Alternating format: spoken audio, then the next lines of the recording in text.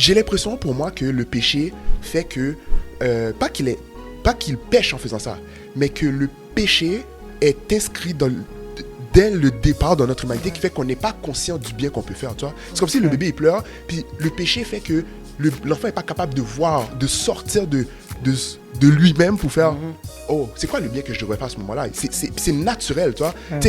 L'affaire c'est que on va pas culpabiliser l'enfant. Moi c'est sûr que ça me dérange, fait que je vais faire comme pourquoi il pleure, c'est quoi son problème, toi.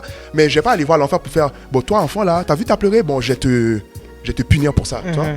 Parce qu'on sait que c'est normal, tu vois. Fait qu'on on l'accepte comme ça, mais de toute façon c'est même pas de notre pouvoir de dire ok bébé t'as fait le mal, moi je vais te dire comment faire le bien, right?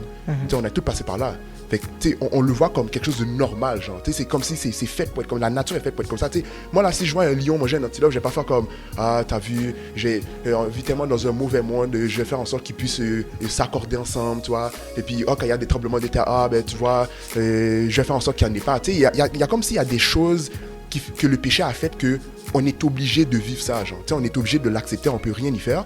Puis c'est pour ça que pour moi, même que on sait que le bébé est innocent dans son intention, c'est pas son intention de déranger, puis lui il est pas dans tout ça non plus, mais on sent que ce qu'il fait, ça c'est quand même, ça crée des torts, puis on sent qu'il n'y a pas forcément la bienveillance en lui non plus, tu vois. Fait que c'est plus ça, puis